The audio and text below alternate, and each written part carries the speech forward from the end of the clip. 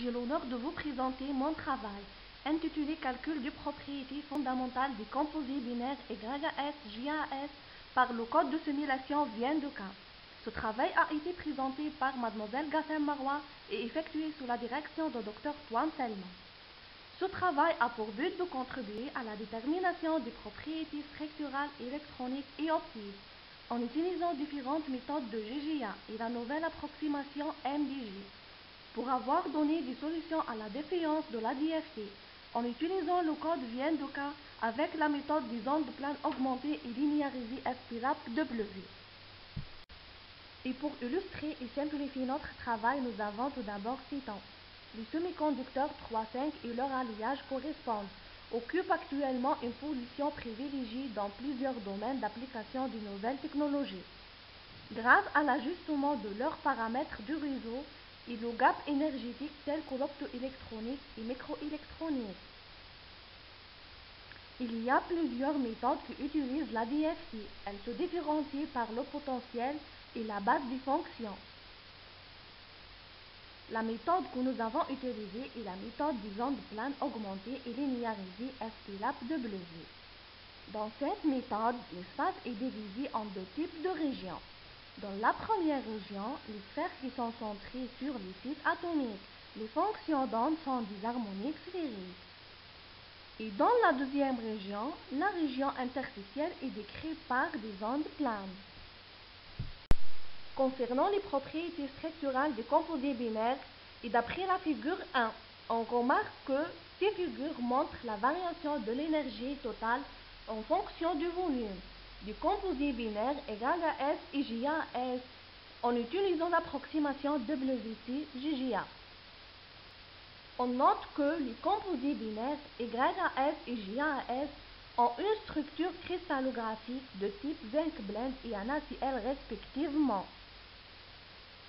Ensuite, concernant les propriétés électroniques, dans la figure 2, on s'intéresse à la structure de bande afin de déterminer les gaps énergétiques.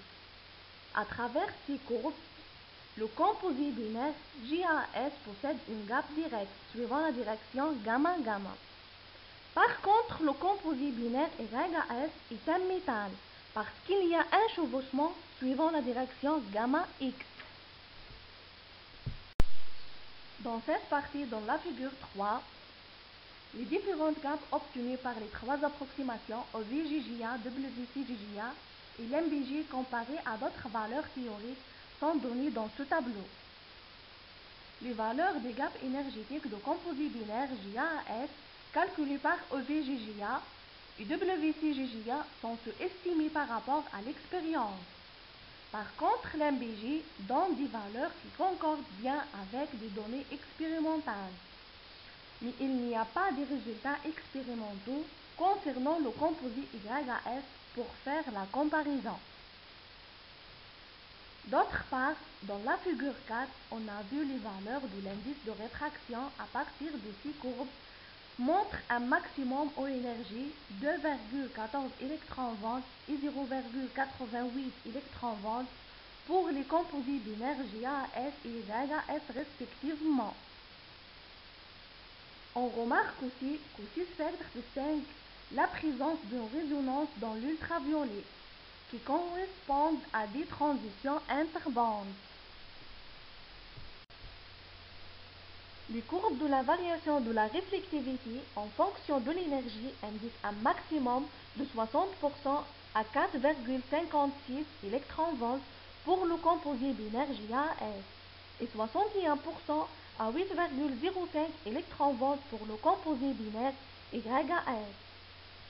D'après les spectres, on remarque que la réflectivité n'est appréciable que dans un très faible domaine de l'ultraviolet. En effet, la valeur de la réflectivité dans l'intervalle d'énergie de 0 jusqu'à 40 électronvolts est suffisante pour une bonne exploration. Ces résultats montrent que nos composés binaires sont a priori de bons candidats pour une utilisation dans le domaine des ultraviolets. Enfin, nous avons présenté une étude théorique complète des propriétés structurales, électroniques et optiques les composés binaires JAS et YAS par la méthode SPLAP-W avec les approximations WCGJA, EVGJA et NMBJ.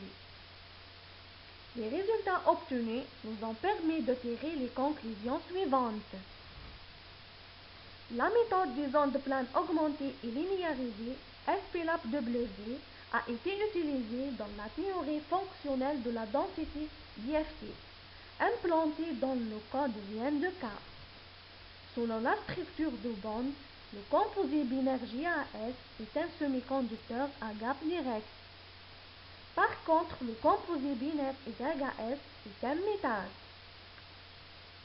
Les valeurs des écarts énergétiques calculées et les grandeurs optiques sont en bon accord avec les prédictions théoriques et expérimentales. Les composés binaires JAS et YAS sont a priori des bons candidats pour une utilisation dans le domaine de l'ultraviolet. Et merci bien pour votre attention.